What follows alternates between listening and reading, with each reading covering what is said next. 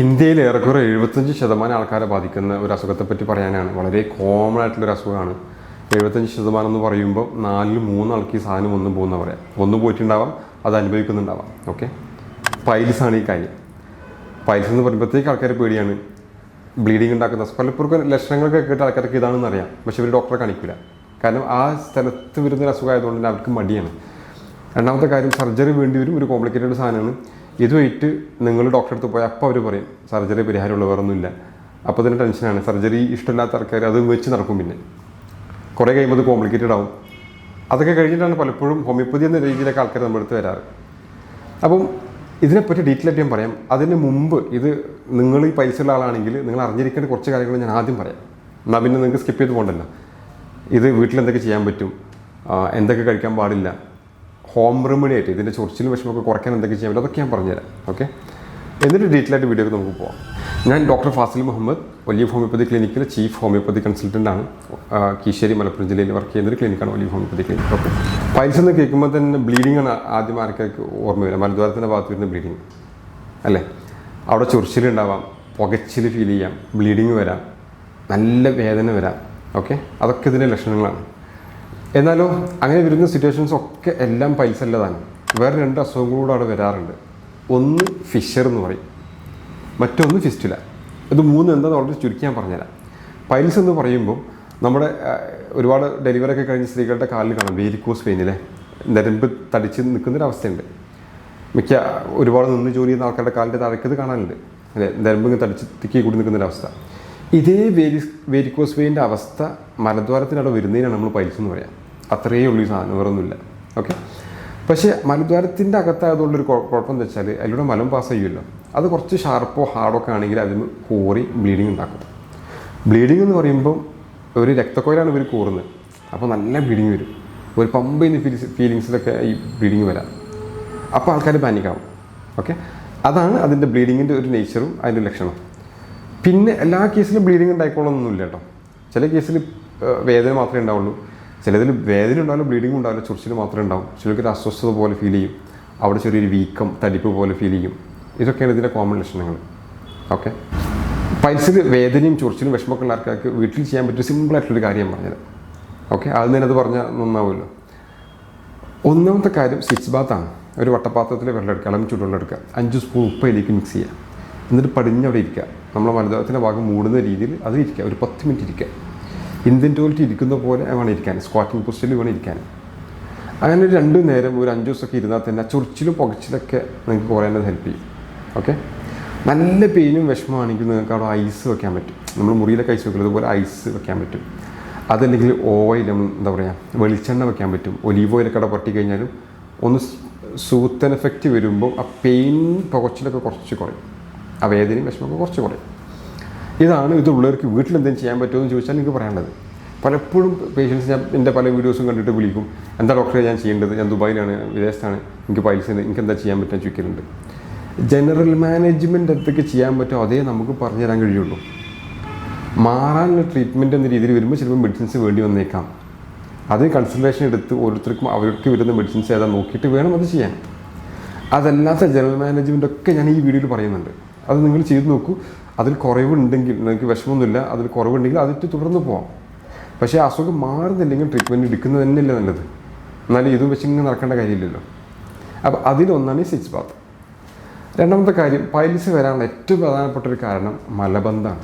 മലം കട്ടിയിട്ട് പോവുക, മലർച്ചു പോവുക, കോൺസ്റ്റിപ്പേഷൻ. ഓക്കെ, ശോധനക്കുറവ് എന്നൊക്കെ പറയൂലേ. ശോധനക്കുറവ് വരുമ്പോൾ എന്താ സംഭവിച്ചാൽ മലദ്വാരത്തിൻ്റെ അവിടെ ഈ എന്താ പറയുക, അപ്പി കട്ടിയായിട്ട് നിൽക്കും, അവിടെ ഉറച്ച് നിൽക്കുമ്പോൾ അവിടെ ഒരു പ്രഷർ വരും. ഈ പ്രഷർ വരുമ്പം ഈ വെയിൻസ് വീങ്ങും, ഈ ഞരമ്പുകൾ വീങ്ങും. ഞരമ്പുകൾ വീങ്ങാനുള്ള ഒരു കാരണം ഈ ഞരമ്പുകൾക്ക് വാൾവുകളാണ്. ഹൃദയത്തിലേക്ക് പോകുന്ന ഞരമ്പാണ് ഈ സാധനം. ഇങ്ങനെ ഉണ്ടാവുക. താഴത്തേക്ക് ബ്ലഡും ഇല്ല, മേലോട്ട് പോകും. ഈ മേലോട്ട് ഇതിങ്ങനെ തുറക്കുള്ളൂ, ഈ വാൾവുകൾ ഇങ്ങനെ പോകില്ല. അപ്പോൾ മേലോട്ട് സാധനം പോകുള്ളൂ. ഈ പ്രഷർ വരുമ്പോൾ ഈ വാൾവിൽ തകരാറ് പറ്റും. അപ്പോൾ ഇതിങ്ങനെ കഴിഞ്ഞാൽ ബ്ലഡ് അവിടെ വന്ന് തിക്കി കൂടി വീർത്ത് നിൽക്കും. അതാണ് ഈ പൈൽസ് എന്ന സാധനം ഫോം ചെയ്യുന്ന രീതിയാണ് ഞാൻ പറഞ്ഞത്. ഓക്കെ, ഒരുപാട് സമയം ഇരിക്കുന്ന ആൾക്കാരിൽ വരാം, തടിയുള്ള ആൾക്കാർക്ക് വരാം, ഡെലിവറി ഇപ്പോൾ പ്രഗ്നൻസിയുടെ സമയത്ത് വരാം, ഡെലിവറി കഴിഞ്ഞ ആൾക്കാർക്ക് വരാം. ഒക്കെ അവിടെ പ്രഷർ വരുന്ന സിറ്റുവേഷൻസ് ഇത്തരം സന്ദർഭങ്ങളിലൊക്കെ വരുന്നതുകൊണ്ടാണ് അവർക്കൊക്കെ പൈൽസ് ഉണ്ടാകുന്നത്. അമിതഭാരം ഉണ്ടാകുമ്പോഴൊക്കെ അവിടെ പ്രഷർ വരുമല്ലോ. നമ്മൾ മനുഷ്യന്മാർ കുത്തി നിൽക്കുന്ന ജീവികളല്ലേ, താഴത്തോട്ട് ഗ്രാവിറ്റി വരുമല്ലോ, ഗുരുത്വാകർഷണം ഉണ്ടാവുമല്ലോ. അപ്പോൾ താഴത്തോട്ട് ഒരു ഫോഴ്സ് അവിടെ വരുന്നുണ്ട്. അങ്ങനെയുള്ളത് കൊണ്ടും നമുക്ക് കൂടുതൽ ഇത്തരം സംഗതികൾ ഇപ്പോൾ പൈൽസ് വരാം. അതുപോലെ തന്നെ അതിൻ്റെ വേറൊരു ഫോമാണ് നമ്മൾ വൃഷ്ണസഞ്ചി വരുന്ന വേരിക്കോസീൽ, മനസ്സിലാവേണ്ട. അപ്പോൾ അത്തരം സിറ്റുവേഷൻസ് വരുന്നൊരു സാധനമാണ് ഈ വെരിക്കോസീലും. അതൊക്കെ വരുന്നത് ഈ ഒരു ഗുരുത്വാകർഷണവുമായി ബന്ധപ്പെട്ട സംഗതി കൊണ്ടാണ്. അപ്പം ഇതാണ് പൈൽസ്. ഓക്കെ, ഇനി രണ്ടാമത്തെ ഞാൻ നേരത്തെ പറഞ്ഞത് അതല്ലാത്ത മറ്റ് അസുഖങ്ങളെ പറ്റി ഞാൻ പറഞ്ഞിരുന്നു. അതൊന്നാണ് ഫിഷർ എന്ന് പറയുമ്പം മലം കട്ടിയായിട്ട് പോകുമ്പോൾ ആ ഷാർപ്പ് എഡ്ജസ് അവിടെ മുറിവുണ്ടാക്കും അല്ലേ, ഒന്ന് കോറിപ്പോവില്ലേ, ആ വിള്ളലുകളുണ്ടാക്കും. ഈ വിള്ളലുകളിൽ നിന്ന് ബ്ലീഡിങ് ഉണ്ടാക്കാം, വിഷമങ്ങൾ ഉണ്ടാക്കാം, നല്ല പെയിൻഫുള്ളാവും ഈ ഫിഷർ. അതാണ് ഫിഷർ എന്ന് പറയുന്നത്. അതിൽ ഞെരമ്പ് തടിക്കൽ വീങ്ങുന്നൊന്നുമില്ല കേട്ടോ. അതിൽ മലം കോറി പോകുമ്പോൾ അവിടെ ഉണ്ടാകുന്ന പരിക്കുകൾക്കാണ് ഫിഷർ എന്ന് പറയുന്നത്. മൂന്നാമത്തെ സംഗതി ഫിസ്റ്റുല എന്ന് പറയുമ്പോൾ ഈ മലദ്വാരത്തിനുള്ളിൽ നിന്ന് പുറത്തേക്ക് വേറൊരു ഹോള് വരിക, ഒരു കുഞ്ഞു ഹോൾ. മലദ്വാരം അല്ലാണ്ട് ഒരു ഹോൾ, ഒരു പാസേജ്, ഒരു ടണൽ എന്നൊക്കെ പറയും. അതിൽ നീര് വന്നിങ്ങനെ കട്ടിയാൽ നിൽക്കും. കുറേ ഈ സാധനം പൊട്ടും, ബ്ലീഡിങ്ങും ചരക്കൊക്കെ പോവും, നീരൊക്കെ പോവും, വീണ്ടും അവിടെ അടിയും, വീണ്ടും നീര് വരും. അങ്ങനെ വരുന്നൊരവസ്ഥ. അതും പെയിൻഫുൾ ആവലുണ്ട് ചില കേസിൽ. അതൊരു അസ്വസ്ഥതയാണ്. നമുക്ക് ഈ പൈൽസും വിഷമവും ഫിഷറൊക്കെ ഉണ്ടാകുമ്പോൾ ഒരു മാനസികമായിട്ടൊരു അസ്വസ്ഥതയാണ്. അതിങ്ങനെ അവിടെ ഉണ്ടല്ലോ എന്ന് ആലോചിക്കുമ്പോഴൊക്കെ വിഷമമാണ്. അപ്പോൾ അതൊക്കെയാണ് ഇതിൻ്റെ ബുദ്ധിമുട്ടുകളും കാര്യങ്ങളൊക്കെ. ഇനി ഇത് വരാണ്ടിരിക്കാൻ നിങ്ങൾക്ക് ചെയ്യാൻ പറ്റിയ കാര്യങ്ങൾ പറഞ്ഞുതരാം. ഓക്കെ, ഒന്നാമത്തെ കാര്യം വളരെ സ്മൂത്തായിട്ട് വയറ്റുന്നു പോകണം. അതാണ് നമ്മുടെ കാര്യം. മലബന്ധം ഒഴിവാക്കണം. അതിന് ഫൈബേഴ്സ് അടങ്ങിയ ഭക്ഷണം കഴിക്കുക. ഞാൻ എപ്പോഴും എല്ലാവരോടും പറയും, ഇലക്കറികൾ കഴിക്കുക, ഫ്രൂട്ട്സ് കഴിക്കുക, നോൺ വെജ് കുറയ്ക്കുക. എല്ലാ കേസും നോൺ വെജ് എല്ലാവർക്കും മലബന്ധം ഉണ്ടാക്കിക്കൊള്ളുന്നില്ല, എന്നിരുന്നാലും നോൺ വെജ് കുറയ്ക്കുക. കോഴിമുട്ട പൊതുവെ ആൾക്കാർക്ക് വിഷമം ഉണ്ടാക്കുന്നതെന്ന് പറയണേക്കാം. അതുപോലെ ചിക്കൻ കഴിക്കുമ്പോഴും ഈ മലബന്ധം കൂടുന്നു, പൈൽസ് കൂടുന്നു പറയണേക്കാം. അതുകൊണ്ട് ഞാൻ അതൊക്കെ ഒഴിവാക്കാൻ പറയാറുണ്ട്. മലബന്ധം ഉണ്ടാക്കുന്ന എന്തൊക്കെ ഫുഡ് നിങ്ങൾക്കുണ്ടോ അത് ഓരോരുത്തർക്കും ഡിഫറൻറ്റും ആവാട്ടോ. എല്ലാവർക്കും ഒരേ സംഗതി തന്നെ മലബന്ധം ഉണ്ടാക്കിക്കൊള്ളുന്നില്ല. മലബന്ധം ഉണ്ടാക്കുന്ന ഭക്ഷണത്തിൽ നിന്ന് മാറി നിൽക്കുക, ഒഴിവാക്കുക. എന്നാൽ തന്നെ നല്ലൊരു ശതമാനം ഇതിൽ കുറയും. രണ്ടാമത് ലൂസായിട്ട് എപ്പോഴും പോകുന്ന ആൾക്കാരിലും പൈൽസ് വരും. ഈ IBS എന്നൊരു സാധനം, ഇറിറ്റബിൾ ബബിൾ സിൻഡ്രോം. ഒന്ന് എന്താ പറയുക, നമ്മൾ ഒരു പ്രോഗ്രാമിന് പോകാൻ ഡ്രസ്സ് ചെയ്യുമ്പോൾ അപ്പിടാൻ മുട്ടുക, ബസ് കയറി അപ്പിടാൻ മുട്ടുക, അങ്ങനെയൊക്കെ ആൾക്കാരുണ്ടല്ലോ. അതുപോലെ കുറ്റമൊന്നുമില്ല കേട്ടോ. അതിന് IBS എന്ന് പറയുക, ഇറിറ്റബിൾ ബബിൾ സിൻഡ്രോം. ഈ ആൾക്കാരിൽ ഇടയ്ക്കിടയ്ക്ക് ബാത്റൂമിൽ പോകുന്നതുകൊണ്ടും ഇവർക്ക് ഈ പൈൽസ് വരാം. ഓക്കെ, അപ്പോൾ IBSന് ട്രീറ്റ്മെൻറ്റ് എടുത്താൽ മതി. അതിൽ കൂടെ പൈൽസ് എടുത്തു കഴിഞ്ഞാൽ ഇത് നമുക്ക് കംപ്ലീറ്റ്ലി മാറി കിട്ടും. മൂന്നാമത്തെ ഒരു ഇത് വന്നു കഴിഞ്ഞാൽ നമ്മൾ സർജറി ചെയ്യണം എന്നുള്ളതാണ്. നമ്മൾ മോഡേൺ മെഡിസിനിൽ പോയാൽ അവർ സർജറി പറയാം. അവരുടെ ട്രീറ്റ്മെൻറ്റ് ഓപ്ഷൻ അതാണ്. അതൊരു ട്രീറ്റ്മെൻറ്റ് ഓപ്ഷൻ തന്നെയാണ് കേട്ടോ, അല്ലാന്നല്ല. എന്നിരുന്നാലും ഫസ്റ്റോ സെക്കൻഡോ 3rd ഡിഗ്രി വരെയൊക്കെ നമുക്ക് നമ്മളെ മെഡിസിൻസ്, ഹോമിയോപ്പതി മരുന്നിൽ തന്നെ നമുക്ക് വളരെ ഈസി ആയിട്ട് ട്രീറ്റ് ചെയ്യാൻ പറ്റും. വേറെ സൈഡ് എഫക്ട്സ് വിഷമമൊന്നുമില്ല.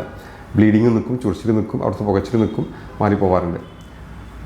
പിന്നെ 4th സ്റ്റേജിൽ പോലും, അല്ലെങ്കിൽ 4th ഡിഗ്രി പൈൽസ് പോലും നമുക്ക് ട്രീറ്റ് ചെയ്യാൻ പറ്റുന്നുണ്ട്. ചില കേസിൽ ഭയങ്കര അക്യൂട്ട് ആയിട്ട് വന്ന് അത് പെയ്യും വിഷമമൊക്കെ ആകുമ്പോൾ സർജറിക്ക് പോകാൻ പറയുന്നുണ്ട്. എന്നിരുന്നാലും അതിൻ്റെ ഗാഠതയും അവസ്ഥയൊക്കെ കുറഞ്ഞു കഴിഞ്ഞാൽ നമ്മുടെ മരുന്നുകളിൽ തന്നെ നമുക്ക് ആശ്വാസം കൊടുക്കാൻ പറ്റാറുണ്ട്. ഓക്കെ, പൈൽസ് പൊതുവേ 2 ടൈപ്പായിട്ട് പറയാറുണ്ട്. ഓക്കെ, ഒന്ന് ഇൻറ്റേണലും ഒന്ന് എക്സ്റ്റേണലും. ഇൻറ്റേണൽ എന്ന് പറയുമ്പോൾ റെക്റ്റം, അതായത് മലദ്വാരത്തിനകത്ത് വരുന്ന ഞാൻ പറയാം. പൊതുവേ ബ്ലീഡിങ്സ് ഒക്കെ ഉണ്ടാക്കുന്ന സാധനം വരാണ്.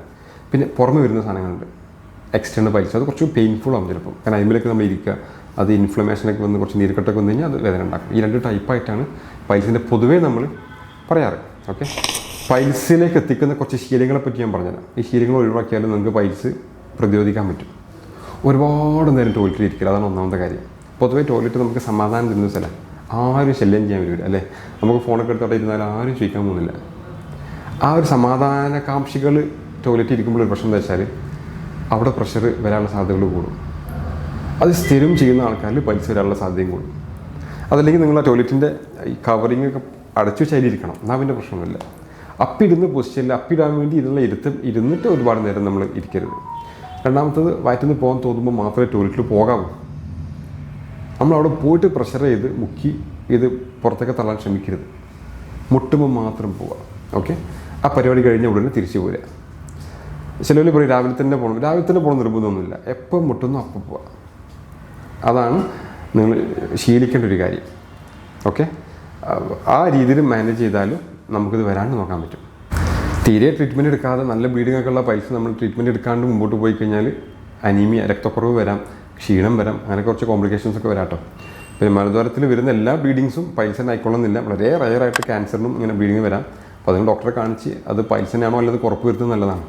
ഓക്കെ, അപ്പം ഇത് ഉള്ളവരും ഇനി വരാൻ സാധ്യതയുള്ളവരും ചെയ്യേണ്ട കാര്യങ്ങൾ ധാരാളം വെള്ളം കുടിക്കുക, 2.5-3 ലിറ്റർ വെള്ളം കുടിക്കുമെന്ന് ഉറപ്പുവരുത്തുക, ഫൈബേഴ്സ് ഭക്ഷണത്തിൽ ഉൾപ്പെടുത്തുക, ഫ്രൂട്ട്സ് ആൻഡ് വെജിറ്റബിൾസ് ധാരാളമായിട്ട് കഴിക്കുക, ചിക്കൻ എഗ്ഗൊക്കെ ഒഴിവാക്കുന്നത് വളരെ നന്നായിരിക്കും. ടോയ്ലറ്റിലേക്ക് നമുക്ക് തോന്നുമ്പോൾ മാത്രം പോവുക, പരിപാടി കഴിഞ്ഞുകൊണ്ട് തിരിച്ചു പോരുക.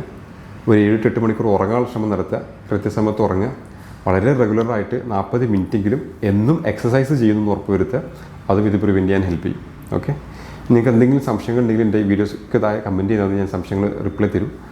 ഹോമിയോപ്പതി വളരെ ഫലപ്രദമായിട്ടുള്ള മെഡിസിൻസ് ലഭ്യമാണ്. നമ്മൾ വളരെ ഈസി ആയിട്ട് അത് ട്രീറ്റ് ചെയ്യലുണ്ട്. ആ ചൊറിച്ചിലും വിഷമമൊക്കെ നമുക്ക് കുറയാൻ പറ്റാറുണ്ട്. പൊതുവേ ഫിസ്റ്റുലയാണ് കുറച്ചുകൂടി സമയം എടുക്കുക. പൈൽസൊക്കെ നല്ല രീതിയിൽ തന്നെ നമുക്ക് വളരെ ഫാസ്റ്റായിട്ട് നമുക്കത് മാറ്റാൻ പറ്റാറുണ്ട്. ഇത്രയൊക്കെയാണ് എനിക്ക് പൈൽസിനെ പറ്റി പറയാനുള്ളത്. ഫിസ്റ്റുലയും ഞാൻ പറഞ്ഞു. അതിലെന്തെങ്കിലും സംശയം കൺഫ്യൂഷൻ ഉണ്ടെങ്കിൽ നിങ്ങൾ താഴെ കമൻറ്റ് ചെയ്താൽ മതി, ഞാൻ റിപ്ലൈ തരും. അടുത്തൊരു ടോപ്പിക്കുമായിട്ട് നമുക്ക് വീണ്ടും കാണാം. ഞാൻ doctor Fazil Muhammad, Olive homeopathy clinic, Kisheri, Malappuram ജില്ല. Thank you so much. By.